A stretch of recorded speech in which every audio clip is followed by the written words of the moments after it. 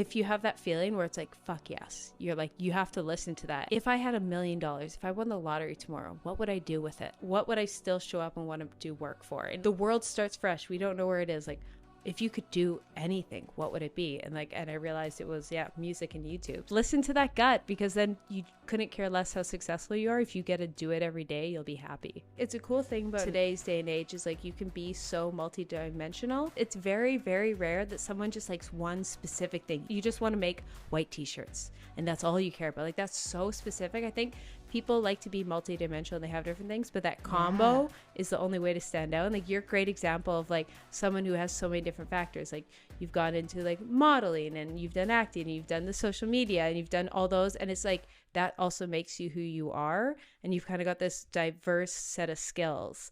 And I think that could really make you like stand out, and the combo is what you get to make exactly what you want to do. Hi, my name is Pernilla, and this is my Challenge Your Norm podcast. I'm absolutely obsessed with anything related to personal development. And well, to grow, we got to challenge our norm. And so on this podcast, we chat about life and how we can challenge our normal way of living it to make it greater than we could have ever imagined. Just one little belief, habit, bold move, and perspective at a time. Hello, my beautiful friends, and welcome back to another episode here on Challenge Your Norm podcast. I'm so excited for today's episode because I'm sitting here with Keltie O'Connor, who I'm sure already know from YouTube. She's a DJ also, and you've been doing YouTube for many, many years now, correct? A long time. Like, I've for like a long time, way too long. People are like, how long? I'm like, 4 years. I'm like, you've been saying 4 years for like 4 years now. So it's been a while. Wow, that's amazing. And now you're also a host on your podcast, Hitting the Bars, which we chatted on 2 weeks ago, I think now. Yeah. Which was super, super fun. I feel like you share a lot of incredible wisdom on your YouTube channel. Like, I feel like every week you come up with you share some new knowledge on a new topic, and you share your own experience, and you're really honest and authentic, which I love watching your channel, and I'm so excited to dig into your story today and know how you've come about becoming the person that you are today, because people who see you from the outside, they see all these successes that you have built and created in your life. So maybe we could start off with you sharing what you feel has made you the person that you are today, and what maybe steps have gotten you here. Oh my God. Well, first of all, thank you for having me. And it was so amazing having you on our podcast. And I feel very blessed you did. And just like the amazing space you've created. And like, you've just, like you said, we were even before, just like, you've created such a safe space that people can go deep. And I think that's so needed. And you're just such like a ray of sunshine. So I'm excited. But anyway, so I just had to say that. Thank you. And right back at you, thank girl. You. Thank you. But that's a quick transition into, I guess, oh my God, where do I start? Hitting with the deep questions right off the bat. I appreciate that. Yes. But I guess I will do my cliche answer in the sense that like, who created me? I will say sports. Like, I think that is who created me as I am. Like, I feel very blessed, but up till I was like 21, didn't know life without sports. Even like, I learned to swim and throw a basketball right as soon as I could walk, kind of thing. Like, all my older cousins were college basketball players and like baseball players. I was the only girl in my whole extended family, so it was kind of classic tomboy, just trying to keep up with the boys since I was little. So definitely sports created everything, just like my discipline and willpower and even socializing. I think anyone who's been in sports, like, you kind of are like forced to be around people, and it's kind of like a little glimpse of adulthood in the sense that like, you're traveling a lot and you're meeting different people, and every season you learn failure, you learn to win, you learn to lose. And so I think that's definitely who created me. Plus, of course, my mom. But I think just being around a family of athletes and musicians, that was kind of my whole entire family. And I didn't really appreciate it at the time. It was just like, the best example I could give is Thanksgiving. In our family, I'm painting them as being, this beautiful, happy family. We were very problematic, and a little, not problematic, but dysfunctional. That was the word I was looking for. But the one thing we always had was, like, every Thanksgiving we'd come together, and while we were waiting for the turkey to be made, we'd all go in the backyard and play 21, like all the cousins and me. And we played just basketball until we got called in. And then once we got called in after, the family had too much to drink, and there was always a piano. and then the whole family would just be riffing at the piano. At the time, I didn't know everyone was drunk out of their minds because I was only like 8. But now looking back, I was like, oh, my aunts and uncles and older cousins were 8 beers deep, and that's why they were bellowing. But I think that's who made me who I am today, I guess. That makes so much sense, because I do feel like I see you as someone who's so disciplined, and I think with any getting success or just learning any type of sport, you have to be. And then you being an incredible DJ, and you have the most amazing playlists as well for people who want to, like, you know, whatever it is that they're going through and doing as they go about their day. So that makes sense, all of that put together. Do you feel like for someone who maybe hasn't ever done sports and maybe are struggling with discipline, do you have any advice for them, or do you feel like they should start a sport that could help them, or how do you feel like you could build that? I guess like it is an unbelievable hack of learning discipline doing sports at a young age. And it's not just sports. Like, I think it's kind of ever high level. Like, you might be a chess player, you might be, you know, I would consider dancers and gymnasts equivalent to sports, like very physically demanding, if not more physically demanding, but definitely in that realm. It can be musicians. It just teaches you the discipline, and it becomes so easy. Like, to this day, people are like, oh, your challenges are so hard. I'm like, no, you never did a university basketball practice. I will never emulate. Like, I used to have to run till I puked, which is not healthy. And, you know, it was a different time back then when I was playing basketball. And, but also at the same time, just anyone who hasn't, and you're like, okay, so it's so easy for Keltie to stick to a plan because she played sports. I didn't. Just know it is completely learnable. I don't think it's a proper word, but actually Angela Duckworthy has a book, and it's called Grit, and I read it maybe 5 years ago. I've read it, yeah. It's so good. But pretty much the whole summary is grit is hard work, and it's just the ability to, you know, withstand rewards, to put in the work, to put off the reward is kind of what grit is, and it's learned. It's a muscle, and so that's why athletes can do it. But it just started as like, sign up for a yoga class and do it once a week. Yes. And then once a week will be easy. And then you can do 2 a week. And then suddenly you can add in some resistance training. But it's just realize if you don't have it, it doesn't mean it's a personality flaw. It's just, you just haven't built that muscle, and it's completely buildable. Yeah, I agree fully. I feel like with anything that I've started in my life, it started with this like tiny little step. And then once that becomes a norm, then you can add on a little bit more. So that's such a great message that anyone can really build that. And it's just a matter of practice. I love that. Oh, yeah. And it's in anything in life. Like, it's something I apply to just learning to produce music and YouTube videos and everything. Like, it's just nice that it transitions into many facets of life. Absolutely. Do you feel like it was like that as well, starting your YouTube channel? And because I know that you put so much work into that. Did you start slow, or did you just go full ham from the top when you started your channel? I am a balls to the walls kind of person to a fault. Like, I'm definitely like, once I have my mind focused on something, I have blinders and I go excessive to the point of burnout. And so now I realize I have to really make sure I want to do something before I go into it, because I will fully go into it. And like, for example, when I did bodybuilding or something like that, like trying something like that and like going down that route, and then suddenly you're being like, oh, I don't actually like this, but you're giving 100%. But with YouTube, I was crazy when I first started, because I was so inspired by like the Casey Neistats of the world. I was like, I love this so much. And at the time, he was daily vlogging. So I uploaded 3 times a week. And like, I don't know how I did that. Like, obviously the production was a lot lower and it was a bit more like vlog style, so probably it was like a lot less time than it is now. But like, 1 video a week, I could barely survive, let alone I was doing 3. But yeah, that was definitely, I just was like, I'm doing this. It was funny, I kind of went through 2 cycles. I played around. It was very fun when I first started. It was like, because it was before you can make a career on YouTube, but I was still doing 3 times a week and all that. I think I did that for a year and a half, and then I kind of stopped uploading because it was just kind of for fun, and I didn't really have anything to upload. And I took like a few months off and only did like 1 upload a month, and then I was like, no, you're fully doing this. And that's when I like moved to Toronto and was like, I'm going and I'm gonna do this and I'm gonna make it happen. So that's just kind of my personality. That's amazing. I think I have the same as you. It's like either I don't or I do fully. Yeah. So I can relate to that.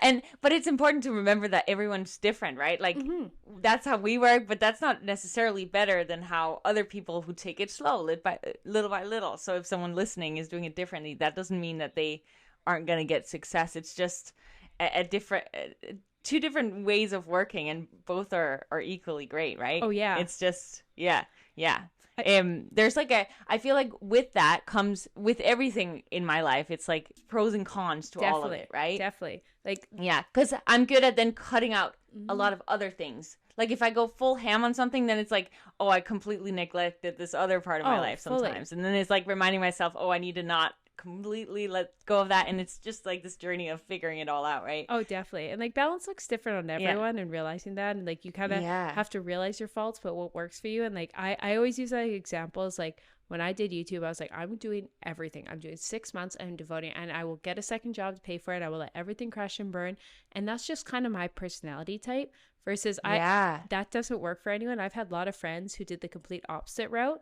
They're like, I'm just going to do this as a side hustle until I save up so much money. And they went about it like they waited until they made more money on YouTube than they did their full-time job. And then they transitioned. And looking now, they have no tax issues, or like it was an easy transition. So maybe it took a little longer, but then it was like a smooth, versus like mine maybe happened a little faster. But then I was like, oh, an LLC, what's that? Like, you know what I mean? So you know what I mean? Oh, I definitely know what you mean. Yeah, it's the same. So that's funny. Pros and cons. Yeah, absolutely.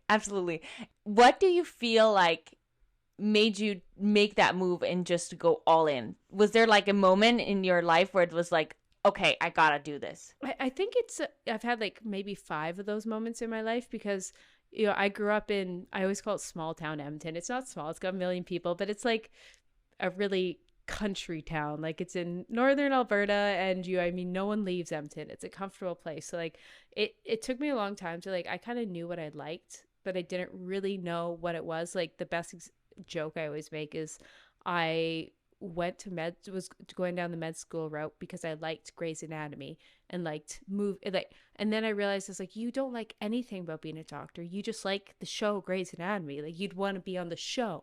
And so suddenly I was like, oh, and then I went to marketing because I liked Nike commercials.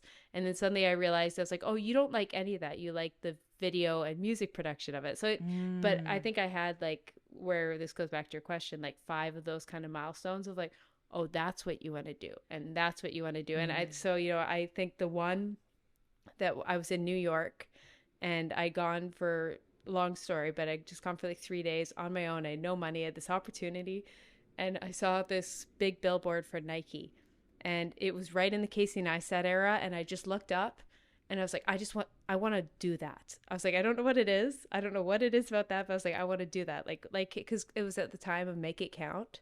I don't know if you've ever seen it. It's like Casey Neistat's biggest video of all time. So it was like, I was in there, seeing this Nike commercial. And so it was just like, I like, not necessarily I want to do that billboard. I was like, I don't know if I want to be on that billboard.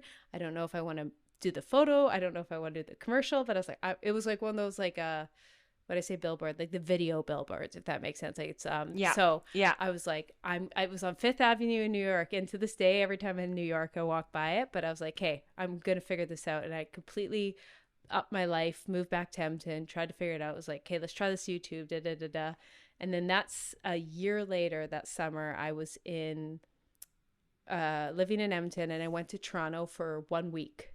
And something about it in the air, I was like, I really want to do this YouTube thing, and I can't do it in Edmonton. Like, it's holding me back. Or I don't know if it was, but just, yeah. And I was like, I'm going to move to Toronto and do this YouTube thing. And I'm going to fully devote the next year of my life. And I was like, I'm going to go there, figure it out. I don't even know what I want to make YouTube videos about, but I'm just going to go there.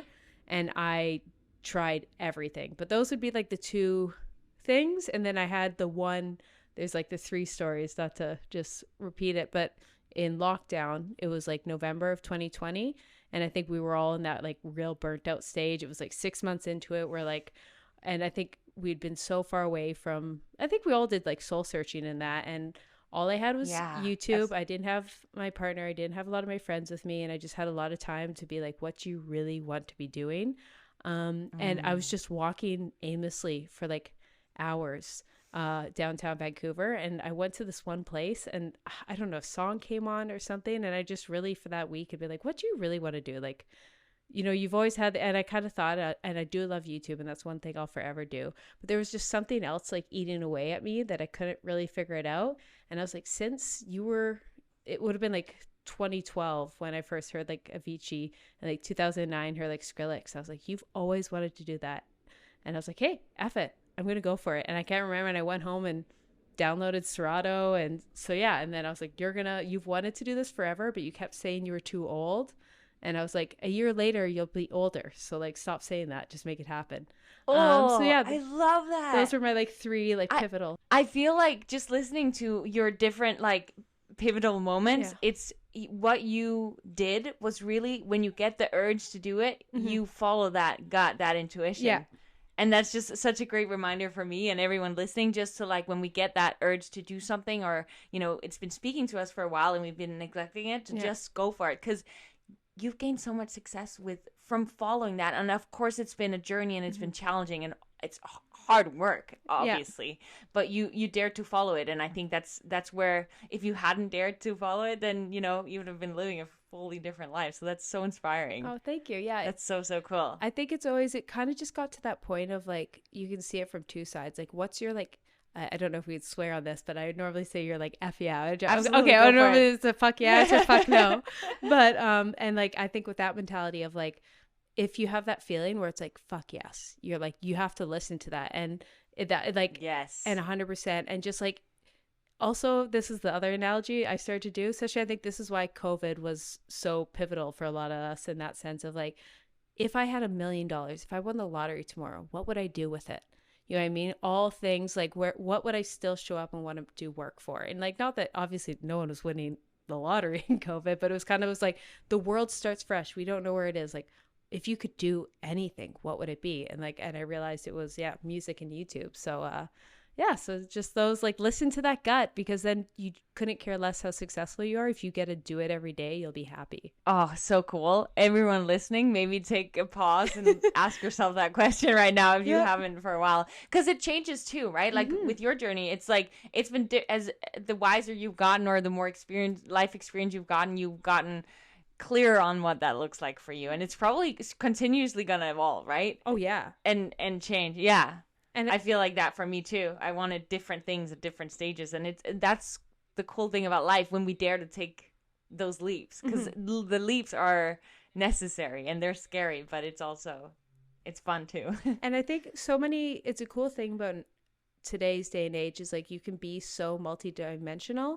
And like, because everyone's personality, it's very, very rare that someone just likes one specific thing. You just like you just want to make white t-shirts, and that's all you care about. Like, that's so specific. I think people like to be multidimensional. They have different things, but that combo is the only way to stand out. And like, you're a great example of like someone who has so many different factors. Like, you've gone into like modeling, and you've done acting, and you've done the social media, and you've done all those. And it's like, that also makes you who you are. And you've kind of got this diverse set of skills. And I think that could really make you like stand out, and the combo is what you get to make exactly what you want to do. I love hearing that, because that's not the typical advice you get today, right? It's like, niche down and do this, your thing. But I agree, the most joyful and fulfilled in my life I've felt is when I've had that combination of the different things that I enjoy. Definitely. So like, getting clear on not maybe like you were saying just one thing, but all of them. That's really... yeah, because it's very true. I think I heard this. I probably heard it on a podcast, but someone just talking about, I think everything's been done. This sounds so bad. Every song's been made. That's why movies kind of suck nowadays. Every movie's been done. So we just make sequels. Like, everything's kind of been done, but where the magic is the combo. Like, there's been a blonde hot girl on Instagram. That's done. You're not going to be the blonde hot girl. You know what I mean? But is there the blonde hot girl who's a cancer researcher? Okay. You know what I mean? Like, so like suddenly like that's where like the magic sauce is. And I even think like that's kind of where I've had any successes. It's not like I'm just a fitness YouTuber. I think it's just like, or I'm not just a DJ. I have that like, do you know what I mean? The combo, and like you have that as well. And I think people should celebrate that they have like multi dimensions and not think that's going to be a fault. I think it's only a fault if you're like trying to do 100 things that you're spread thin. Yeah, I agree. And as you're talking, often it's not necessarily the obvious things, right? Yes. It's often the things that are the things that we don't want to share because they're maybe abnormal. Oh, yeah. That really people are wanting to learn more about or watch or see, because it's not a lot of people dare to share those sides that maybe aren't normal. Definitely. So being willing to do that, yeah. And I know, maybe the listeners, if they dig deep and find that within themselves, that would be beautiful. I'm gonna definitely journal on this. I'm a massive journaler, so same, you are making me, you're making me like want to journal after this. I love that. I love that. And you never know, like, where things lead you to where you're going to be. Like, I know for myself, I had a lot of guilt of like, oh, if only I'd started learning how to like produce music when I was 18. And luckily I did have a music background, but I was like such guilt. But I realized when I was 18 to 23, I was bartending, and like I was like, yeah, just to pay the bills. And at first I was like, oh, what a wasted skill. But I had 5 years in every night in a club, just watching, being sober, watching people react to music. And so, like, I can read a crowd like this. You come up to me and order this drink, I know what playlist to play. And I never dawned on it because it becomes so predictable. But I used to make jokes of like, oh, the crowd is going to scream in 3, 2, 1. Like, you know what I mean? And I never realized this skill that like crossovered so much. So even if things you don't realize will, like, as long as you're doing stuff you enjoy, it will somehow like help you in the future. That is so good. And I feel like I can relate with every babysitter job, ice cream shop, like all these like little things that do not make sense in the moment. Yeah. They will make sense later. They're all just there to help you become the person you're supposed to be. Yeah. That is so cool. I love that. Do you feel like, going back to the YouTube journey, do you feel like you've ever, I'm sure you have, but is there a specific fear that you felt when sharing that maybe held you back for some time, and then eventually you got the courage to do it? Or not necessarily even with YouTube, just in with anything, like with starting to create your own music and everything that you're doing today too. Oh my God, I've had so many. So it's like, where do I even begin? But like, I'll say music first because it's easy, and then I'll dive more into like the YouTube because it's a bit deeper. But like, even like when I started music, it's such like the classic like, oh, influencer wants to start DJing. And it was like, no, like I have a music background. I started going to clubs when Skrillex was underground. Like, I have such a passion I've tried for years. And so I was like really intimidated. People would just be like, she's just trying to be a DJ. Because I won't lie, DJing can be super easy. It could be like, I could teach you to DJ in 5 minutes and you can do it. But like to actually DJ well and respect the art, that takes decades. Like, you know what I mean? So, and I'm like, I'm trying to do it the right way. So fears of like people's. And then YouTube, I've had so many different types of fears. I know the one is, I think, first of all, people making fun of you. You know what I mean? Just when you start small, it's just like people being like, especially when you first start out, no one's watching, but you got to act like people are watching, that you got to make it. And then so your friends, like, you know, the classic, like, oh, your cute YouTube channel. I'm like, no, like I really like this. And it's kind of the demeaning talk. And so you're so scared of anyone just knowing you have a channel because you don't want any of your friends or family. And then, you know, you also get fearful of just the trolls and the negative comments. And like, I know my one big fear is like, anything I say, I would never want to hurt someone, but you can only mention like so many perspectives of every single thing you say. And I really try to be mindful of like anything I say, making sure it doesn't trigger someone, but then you also have to accept that like, it's not your responsibility if someone gets triggered or not. But then you also have to be mindful of like not just being an asshole. You have a responsibility on the internet. So like, I'm always just kind of fearful I say something wrong, or it's like taken out of context, or someone's hurt, or I give information that could harm someone. Like I'm just constantly fearful of stuff like that. And I try to fact check myself, and maybe sometimes I talk on YouTube, people, I'm always like, not this, but not this. So I think like in my audience, I feel like you do a really good job at that. I try. At like making sure to include all the sides and like not, But I think I can really relate because everything can be taken out of context, and it has for me too. And you burn your fingers a few times, and then you learn more to be careful as you go, right? Yep. Yeah. And then Yeah, just not appearing. And I've changed this, and I think you just have to realize it takes time of not being cringy online. There's something about being a YouTuber is so, and a TikToker and everything is so inherently cringy. Like, hey guys, what's up? Welcome to my channel. Yeah. Like, it's so cringy, but you kind of have to do it. And like, my friends make fun of me all the time of like, and it takes a long time, and I'm still not perfectly there. And sometimes I'm editing my footage, and I'm like, you turned on the YouTuber voice, and I'm like, and it's so nauseating and it's so embarrassing, and I'm like, I have to sit there editing, and I realize I'm like, I don't talk like that, but like you're trying to tell a story, and so that takes time. So even if I'm actually editing a video this week and I have to get a lot of footage from old videos, and I'm just like, oh my god, I was so like, you put that for people to see, and so just getting over and realizing I've just now embraced that your old work will always be slightly cringy to you. And it's just, I laugh at it. I'm like, yeah, sometimes I'm a cringy YouTuber, and that's just the name of the game. I've really just learned to embrace that I am cringy. Yeah, you got it. Because then it doesn't affect me anymore when people make fun of me. Yeah. It's just like, and it's fun because if you allow yourself to be cringy, then you can really just be yourself, and whatever that is on that day is going to be okay. Because I can also be cringy. Yeah. You know, like just accepting that.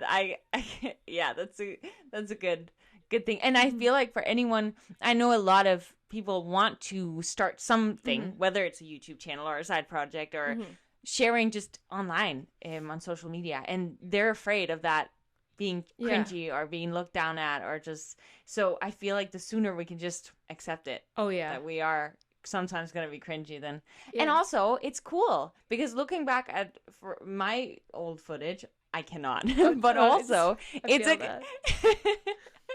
it's also so cool to see okay, wow, the hours of work or practice that I've put into this has helped me get better. And that's cool. Exactly. To see where you were and to where you are now. I like that. It's a nice, to look at the skill of that, and just, like you said, you just got to laugh at yourself. Once you start laughing at yourself, then like you kind of have that superpower about it. Yeah. And I actually like myself better when I'm also cringy. There's something about just having accepted that makes me feel better about myself. Yeah. Just in general. Just there's no pressure. It's nice. It's a good feeling. Exactly. And we're all like it. And I was like, people who are trying to act too cool, I'm like, it's YouTube. We're not saving lives. Like, you know what I mean? Like, it's not that serious. Especially, I was like, okay, I'm sure there's some YouTubers out there that are saving lives. There's like doctors and that. But like at the end of the day, I like tested Kim Kardashian's leggings last week. Like, it's, you know what I mean? Like, it's not that big of a deal. Like, just have some fun with it. Yeah. How were they? They were awful. How were the leggings? Were awful. Oh, they were awful. I was so upset because I'm a Skims girly. Like, I am Skims' biggest hype woman. I have bought, like, their tank tops are all I wear. I'm wear underneath this clothes, all I'm wearing, like, love Skims. And so when I found out she was doing leggings, and like, I'm sure it's hard for me to grow my butt. I have no hips and long legs. I was like, I know you're just like I'm with you. And so I was hoping, and what is Kim known for? Sculpting, lifting. So I was like, these leggings for sure are going to like just sculpt the booty. And I was so excited. I've never had a pair of leggings flatten my butt more. I was like, no, Kim, you had like, that's what you're known for. I was so disappointed. Oh, and damn. they were as expensive as Aloe. I was like, how? Like, more expensive than Lulu. I'm like, no way. Wow. So, not a fan. But so that means I should probably not. Don't. That's not something I should invest in. The bras, tank tops. So like only pajamas I wear Skims. Love Skims. Just skip the leggings. Okay, good to know. Yeah. That's the thing. You like just sharing something like that is so useful because like I could have gone out and spent, is it $100? No, they're like $180. I know. What? That's why I was like, that's like the most expensive leggings I've ever heard of. I know. So that's why I was like convinced these are going to be the best thing ever. And I'm just being really harsh because I'm convinced Kim Kardashian can make the best leggings, and these weren't them. So I'm like, I will give you a attempt number 2, but at that price, it should look like a BBL, like a cheap BBL. Right. Maybe those pants were for specifically people who already have a big butt and they just want it tightened up. So she needs to make another version for us girlies who need the opposite of that. Exactly. Almost, a little more of a pump. Yeah.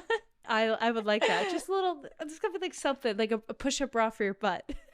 Yeah, that would be very nice. Yeah, Thank you. could I use would love that. Then charge Yeah. me $180. That's worth it. Yeah, then it's fine. Yeah. Oh, that's perfect. I would do anything for that. Thank you. Exactly. How do you come up with these videos? Because you filmed it for video, right? Yeah, I did. Yeah. How do you come up with? How's your structure with like coming up with video ideas? Because you do like you film all over sometimes months. Yes. For one video. Yeah. How do you do that? So, when I have a burnout video every 6 months, this is what I reference because people are just like, I was like, how'd you do it? I was like, I barely stay afloat. And in the sense that like I have a crazy filming structure, and like as much as my personality is very chaotic, and it is, certain parts of my life have to be like super dialed in and organized. And so like I have a Notion, and I usually am filming like 8 videos at a time. So like wow, every Tuesday, every Tuesday is my filming day, and like usually depending on the month, like about 1 video or 2 videos a month is like something I can film in 24 hours, like the Kim Kardashian. I went and did, or actually that was over 2 days, but I went and did a bunch of workouts, wore it, filmed the talking and that. But then also on that day, I'm like, hey, I've got my year-long challenge, so update it. And then I have a 30-day challenge, so do that update for the week. And I usually have like reminders and checklists. So, like this upcoming week on Tuesday, I have a checklist for like a 1-week challenge and all this. And usually I'm planning 3 months, 6 months, a year in advance. So like right now, I already know my January 2024 videos. I know those first 2. I have a 6-month one that's going live in September. I have like 2 30-day ones. So like, and I do try and be conscious of like, if people have noticed, people are like, oh, they counteract each other. I was like, if you realize they're all like, I'm like, I try and leave Easter eggs, but no one ever gets them. I guess I'm not good like Taylor Swift, but I like usually, like for example, my Andrew Huberman's the best example. I did the Andrew Huberman protocol for a year, but people didn't realize, and obviously how could they, but every 30-day challenge was an Andrew Huberman protocol. And then after a year, so like suddenly it was like, oh, I did cold showers for 30 days. And then I did running, which is zone 2 cardio. Suddenly I did like all this, and I gave up alcohol. And it was like, and then after a year, I was like, that was all the Andrew Huberman. So it's like, I try to plan things like that. Like right now, I can't give it away, but I'm doing one that's like every 30 days is a new aspect of it. And so kind of, I guess I'll give one hint. Like I just released I gave up diet pop, and that for 6 months, and that was part of this big challenge. So it just takes a lot of planning, That is so impressive. No wonder you've gained the level of success that you have, because that's like next level. Because I'm not there yet, but that's really inspiring me to really get better at the planning. I'm the kind of person that's like, oh, what do I want to do this week? And then I like film whatever I'm gonna, which is like, it's what you're doing is, oh my gosh, so much respect. You don't have to do it the way I do it though, because I try to remind people, like, if anything, I'm always jealous of the people who like my friend Joe. He just releases like a weekly vlog, and I'm so envious because every week he gets to think, what's the idea for the week? And I just have to think about this one video and do this one video as good as I have. And like my goal in life was like that 1-year challenge would be like the only video I'm working on, like move towards more like documentary style, and I could fully put in the effort. So like, and that's just like mine, like what inspired me. It was a lot of like Icarus, like that is my like biggest, like that is my unicorn, that is my gold star, like what I work towards, something on that level. But I think there's also something like there's TV shows that come out every week, there's daily shows, like there's so many different, and YouTube kind of emulates that. So like I just realized I'm not capable of doing the other one, because as soon as I'm like, okay, this week let's do this, I suddenly am like, but what would happen if I did it for 30 days on top of this and that? And like, it's just, that's how just my mind works. So I've just learned like, I always have 80 video ideas. That's just, I guess that's something I'm just like blessed with. And I've just found that like, even though I burn myself out at times, that I just always end up gravitating towards, let's do it big. Let's do all aspects. Let's see this and this angle and this angle. And that's just what I'm passionate about. And if you're not naturally drawn, find a format that allows you to do it weekly, daily. Cause like, honestly, just wish I could turn my brain off, because like every Saturday I'm like, okay, I'll take the day off, and I'm like, oh, but this would be applicable to the September 30th video, and like it'd be nice to just be able to turn it off occasionally. I feel that too. I don't. I have a big hard time with just turning my brain off too. I can imagine. Yeah, yeah.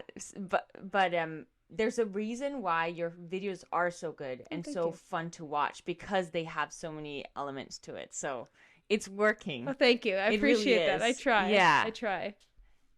It's so good, and I feel like your audience is also very dedicated to you. Like, they're very involved in your life because they see so much of it in, of course, what you share to a certain extent, but like they see everything you're going through. And you also share like the hard times, the good times. Like, you really involve your community, which I think is super cool. Not everyone dares to do that. Oh, thank you. Because it's scary too, right? Because it's a lot of eyes on you when you're like opening your heart up. I sometimes forget, I won't lie. Like I just think of like, even like I have my like core audience who like comments every week, and like I always feel like I'm talking directly to them. Or anytime I meet a subscriber on the street, I'm kind of like mentally like add them to like the like roster of who I'm talking to each week, and that's who I kind of think. And I never think of it as like this many thousand people are watching, so it's always like feels very intimate. And I'm like, no, we would, and like I would talk to my friend about that. And I feel like very blessed to have like such a positive community. And it's kind of, I'm always like, no one actually cares about me. I always just like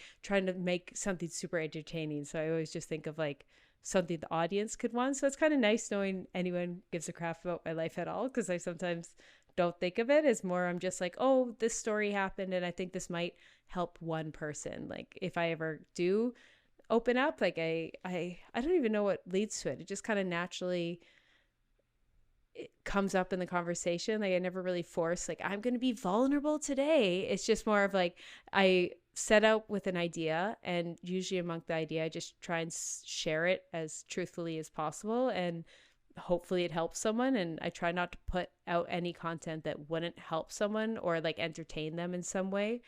So I just try to be mindful of that. And sometimes it just serendipity, it just happens.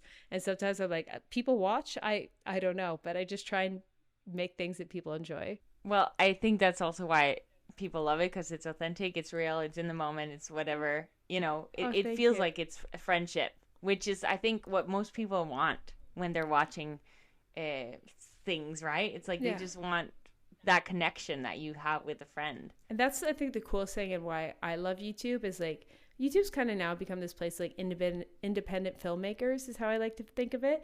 And it's like, if you wanted like a raw, overly produced cinematic, like go watch Marvel, go watch Netflix. But like if you want something that you're like, oh, that's actually a human on the other side speaking. And obviously like some YouTubers put on a face and whatnot. And I was like, I kind of love that too. When people like have a persona, I was like, it's kind of nice you can put a persona on and off. But I think that's the fun part about YouTube, is like just connecting with people. And like anytime I ran into a subscriber, I'm like, oh, you would genuinely be my friend. Like it's always like, every time it's always at like Lululemon, or it's at like Barry's, and like we're just in it, and I'm like, hey, huh? Like I'm just buying the sports bra. It's like, me too. And like it's just like, I'm like, oh, you're like exactly who I'm friends with. Like you're like a spitting image of Ashley. So like, yeah, it's really nice. I feel that's what I love about YouTube. Same. It's, you can connect on a deeper level too, because there's more time, and it's, I love it so much too. I could see that. I'm curious, because I know you're very investing in your music right now, right? What if you had to say, like, what's your biggest goal that you're working towards right now, just in life? It doesn't have to be with music, anything that comes to you. I have a couple goals. I guess like we'll start with like music. My first one is like, I've been writing and getting better at producing music, so it's obviously like, first of all, just to release a song. I'm not going to get too ahead of myself, but right now I'm working on like an album. And specifically, like I really love the idea of like, like The Weeknd, I think is super inspiring. That like, it wasn't like he just created a album, like he had, and Taylor Swift might be the best at this also as well. It's just like, this is what makes him so special, is like they create characters and a story arc, and like one album, it's complete, but it makes more sense with the next album, and then the third. And like even Ed Sheeran, every album is like a mathematical single. Like one is subtract, one is multiply, one is plus. Like I love that. Like I love this whole story that you get a piece of it, but there's like little Easter eggs in that, and you see the whole thing. So just like working towards that. And I think I find we were talking about journaling, like songwriting is super therapeutic. I didn't even realize it till I started doing it, but it's like such a way you can really let out feelings and just like make something beautiful with it.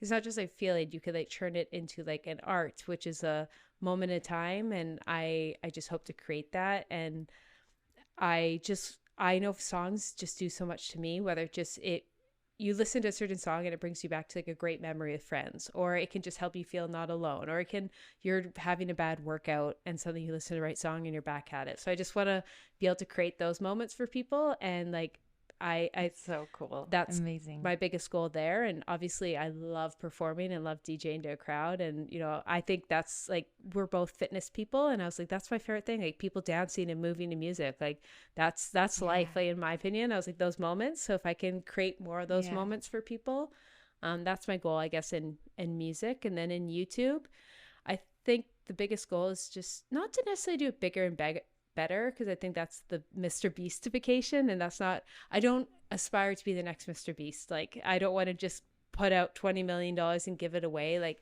I think and there's nothing wrong with that. Like he's clearly the best, like it's clearly working. But I think just like where I find inspiration is, I've brought him up 100 times, but like the Casey Neistats, the independent filmmakers, like the Icarus, like, but I feel there's a really missing place for women representation in filmmaking and documentaries. Like there's been so many documentaries, but how many are really catered towards women? And like, not just like, it's gonna sound bad, but just like the sad thing, like stuff we're actually like passionate about. And so I think my biggest goal, not passionate about, but like just topics that haven't fully been dove into.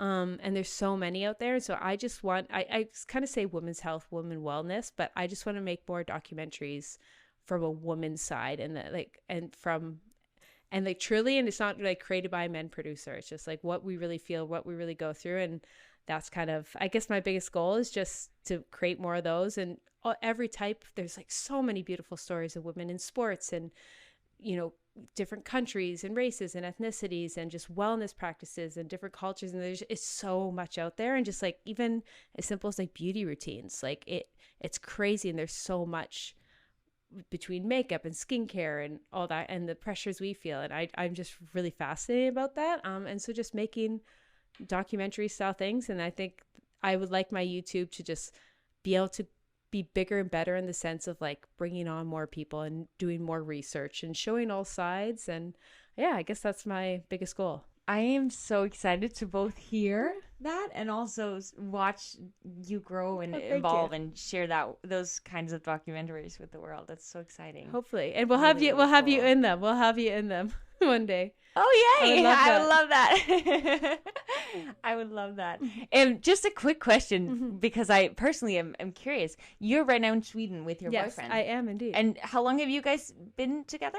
Almost 4 years now. Wow. Yeah. Okay, so he was like a part of your beginning of your YouTube journey? You said you'd been doing that for 4 years, right? Oh no, but that would have been 4 years ago. so no, I think I was doing it for about 3 years before we met ish. And then but I'd gone. So you've been doing it for 7 years. Yeah. YouTube. Yeah. Oh, so it was a joke when you said that. Yeah. In the beginning. When I was like, oh my gosh, and I didn't get it. I was like, I felt like I had seen you like before that too. I was like, no, the last 4 years I've been saying 4 years, so it's like 8 years. So that's like, I was like, oh my gosh, and I didn't even catch that. But, okay, I felt like you'd done it for longer, so that makes sense now. But I guess it all depends on what you mean, because I've gone full time now for 4 years. But like that's been my only job. Obviously, there's like other ways to make money occasionally. Like that sounds really sketchy, but I just mean like Instagram or something like that, or like DJ gigs and stuff like that. So but yeah, I think I started like 2 months before we started talking. Like had just gone full time on YouTube, and I'd been doing it really seriously for a year before that, and then like on and off again for like the 2 to 3 years before that, just like figuring it out. But yeah, that's kind of my YouTube journey there. Yeah. And how is it? Because now you're kind of living there sometimes, kind of also living in Canada. Yeah. How is that feeling like with the balance for you? Do you kind of like because you were also talking about how it's nice to have different things in your life, Yeah. not just one thing. Do you feel the same way about living in two different places a little bit, or how is that feeling on you? It's like every time I change, it's a different, but I think that's also the fun in it. Like both are so different and I love both in so many ways. Like I find, I'm in Vancouver, so it's not New York, but it's still like, it's very like downtown living. It's hustle bustle. I'm really in the thick of it. I have an office with other YouTubers and you're like grinding and just versus when you come to Scandinavia, there's just like this sense of calm and creativity. Like I was trying to explain it to my mom, like when I come here, it's not that I work less. Like I still have to work exactly as much, but there's something about like this lack of like rat raceness here. There's like this not complacency, just like you hear nature and there's like you sit and you enjoy. And I'm sure you understand this. And there's just like there's this from Denmark. there's like this level of like serotonin. And so I find whenever I come here, it's like a refresher and like I'm creative juices and like I like always the best music comes here. I don't think it's ironic that, the best music comes out of Sweden. And like if you like look at like not just obviously we think of Avicii, but like all the songs like are made by this one little like studio in Stockholm, like Max Martin and all this. So like I get it. Like you're just like you're inspired and you can just like dig deep with this. It's just the perfect amount of busyness and joy and a little bit of sadness and dreariness here. So I find that, but then I get inspired and then I go back to Vancouver and travel around the US and you're like action, you're like go and I'm trying to enjoy that I get both. And there's definitely downsides with traveling back and forth, and sometimes jet lag gets the best of me and my digestion and sleep. But I've also just now I'm crazy about it and my friends make fun of me because I have like such a jet lag routine. Like I'm crazy about it leading up. So well, if it works, so I'm what like, do you do? I want to know your secrets. Oh my god, I have so many. We could make a whole podcast on it, but like, okay, then we'll save it for another time. I will save it as simply like just like 2 weeks before, start like slowly adjusting your sleep and like eating. So like I start eating a little earlier, I start going to bed a little earlier, just like 15-minute increments. And then like when I'm in Vancouver, I wake up at 5 a.m. and people are like, how'd you do it? I'm like, oh, when I get back, I'm jet lagged. And then I just keep the jet lag. And so I just like wake up early and I just maintain it. And then it makes it easier to come over here. And then when I'm in North America, I'd be like, I'm part of the 5 a.m. club. And no one knows. I love it was just because I was jet lagged and I just refused to go back on the same time zone. That's amazing. Yeah. I always tell people like, because I'm an early waker, but that is not a word, but we'll make a riser or whatever. Yeah. But really it's the same. It's literally, it's just as if I would have had jet lag. Like there's really no difference. It's just a matter of the cycle of so that's a great way to do it. I love that. So anyone that wants to be part of 5 a.m. club, just go to Paris for the summer and you'll come back and you'll be part of it. It's easy. And then you just stick to that year round. Exactly. You're a 5 a.m. club person. Yeah, that's a smart move. I love that. Thank you so much for being on here. This has been so fun. And while you were talking, I had this moment of like I just had this flashback and this like full circle moment. I was thinking like, whoa, the fact that I get to sit and chat with you right now is actually crazy, because before, I think you were one of the first people whose YouTube videos I started watching back in the day, when maybe I hadn't even started yet, which is like, I while you were talking, I was like, wait, that is absolutely crazy that I'm actually sitting here and having a conversation with you. And you were one of the first YouTubers that I watched. So thank you so much for that. God. That was like such a crazy moment that I got to experience right there. Oh, I love that I could be a part of that. It's so crazy. Amazing. I'm flattered. I'm sure everyone follows you already, but where can they find you and get more of you if someone isn't finding your joy every single day? Oh my God, right thank now? you. Well, I guess because you're podcast girlies, I'll mention my podcast first. So Hitting the Bars, I have my friend Sav. So it's definitely catered towards just girls that I guess that like fitness, but we like fun on the weekends. So Hitting the Bar occasionally. And so we talk, pop culture, fitnessy things and just tips and tricks and just two girls having a blast. So we have that. Then on social media, I'm mainly on YouTube. So you find me, Keltie O'Connor, there. And then technically I'm on Instagram and TikTok. And I do my best to be as active as possible. And then if you want good workout music, I have Spotify, SoundCloud, and YouTube. Just write Keltie O'Connor Music. And I just try and make hour-long music that's like custom towards your workout. So if it's like for a run, it's the same BPM the whole time. So you don't like, you can easily pace yourself. If it's a weight workout, it's got a bit more ups and downs. So you can have rest and then really get into it. So I really try and like design a set that like perfectly allows you to just not worry about skipping a song. It's going to like match the perfect workout. And so I've tried to create that for people. That is so cool. I haven't been listening to next time I go on a run, I want to listen to your running playlist. I haven't listened to that one yet. Oh, enjoy. I promise endorphins. So that's all I try to do. So enjoy. Oh, I'm excited. I'm excited to run now. That's the thing. If you have a good playlist, you get excited to do things like that, right? Moving your body. That's why I love therapy. Music. Yeah. I was like, I'm not going to be a fitness trainer. I'm not that girl. I was like, I'm like, but I can make music that gets people to want to work out. And I was like, that's my place in the fitness industry. I love that. That's amazing. I have one final question for you that I ask everyone on this podcast because the podcast is called Challenge Your Norm. Mm-hmm. And that's because I feel like, to grow, we have to challenge our norm. So if you had something, whatever pops up in the moment that you could recommend for someone to challenge their norm today in order for hopefully their life to be bettered in some way, what would that one challenge be? I'm trying to think of something really good, unique. I guess that, because I'll loop it back to what we kind of talked at the start, but like that weird thing, that itch that you always kind of thought, you're like, that would be cool. Like if someone were to be like, what's the coolest job you could possibly have? And like, just think about that and like actually ask yourself, like, money's not a question, anything. What's the absolute coolest thing? Figure out what that is and do it. And I for me, for the longest time, people are like, oh, if someone asked you that, like, what's the coolest job? And I would have said like YouTuber and music producer or like DJ. I'm like, those are like, what's cooler than that? And then one day I was like, wow, well, what? Just go, like, try it. And you might not even like it, but just you might just be like, what's the coolest job on earth? Magnus Carlsen, chess player. So just go and play chess. Like, you have whatever you think is it. Just try it. Oh, what an awesome challenge.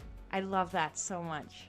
Thank you, Keltie, so much. Thank you for having me. I feel so inspired. Oh, good. I need to go and journal a little bit now. Perfect. I love that. You brought up so many thoughts in my head, so I appreciate it. And I'm sure everyone who listened enjoyed it so much, I hope so. Thank you. Thank you for having me on. This is fun. Thank you. Okay.